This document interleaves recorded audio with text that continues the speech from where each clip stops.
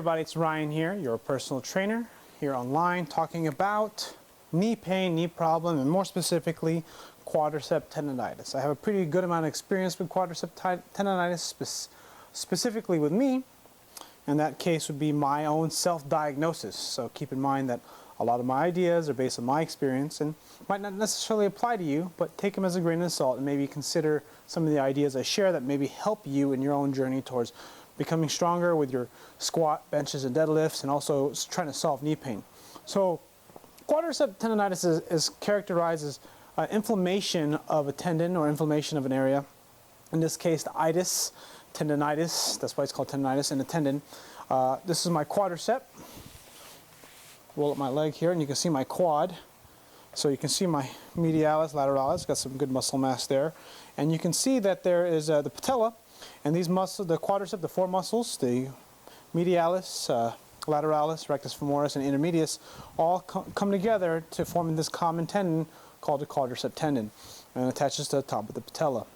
And the knee pain that I have, that comes and goes from time to time, is a basically shooting pain on top of the patella, right here at the attachment point. I can really feel it. It kind of hurts.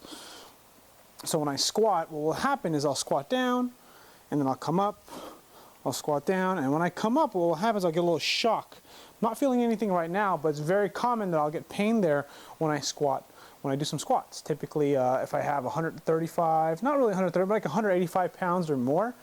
And what's interestingly enough, when I get up to a certain point, like 300 pounds, the pain kind of goes away. I know, but the problem is that sort of doesn't make any sense. Well, I guess it does, because that probably means I'm using more of my glutes, and I'm using more of my hips, adductors maybe, and less of my quads, which is probably why my quadriceps this doesn't bother me as much at heavier weights. But it definitely does kind of make me tentative when I squat. So I want to share with you kind of what I do to kind of solve some of these problems or minimize them. One thing is wrapping up your knees, using a knee wrap. These are actually quite effective.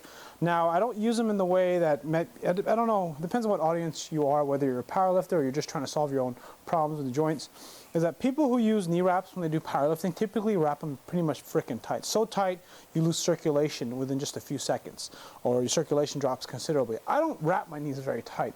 I just wrap them just a very small, maybe, I don't know if there will be like a rating scale, it'll be like a medium. And the purpose of that is I use them as just kind of a mild support. If I wanted more support, I would make them tighter, but my goal is not to become, really strong with a knee wrap. It's really just meant as a support system to prevent honestly, my knee from hurting. Because before I started using a traditional like powerlifter wrap for classic raw in the USPLA powerlifting federation, I would use this Voodoo Floss Band as a knee wrap. And just to briefly show you kind of what I do, is that what I'll do is I'll wrap my top of my leg like this. And I'll make this pretty tight, maybe about, this is what I got from Kelly Starrett.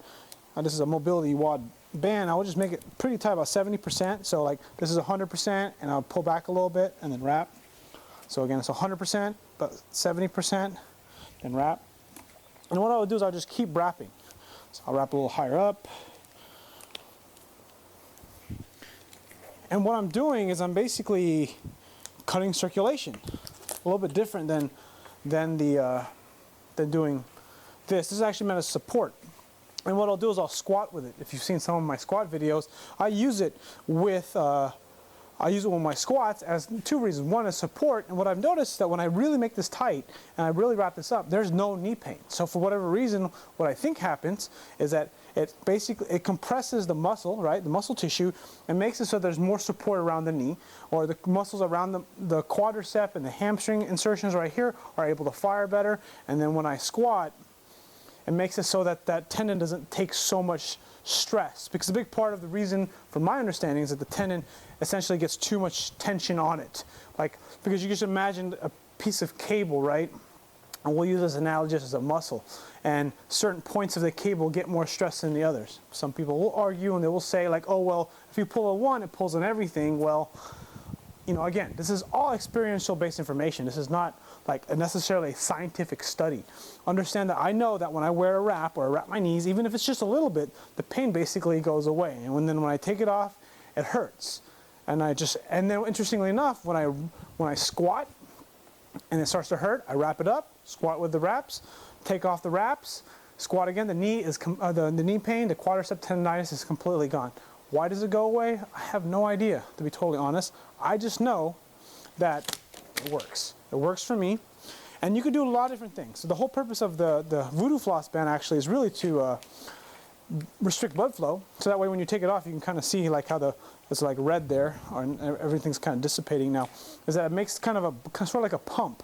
Makes air, so when you reduce circulation to the area of the thigh, of the quad, and you start doing exercise like squats, and then you take it off, it makes the blood rush to the area, so you get more blood flow in the area. So that's one way that I think helps a lot.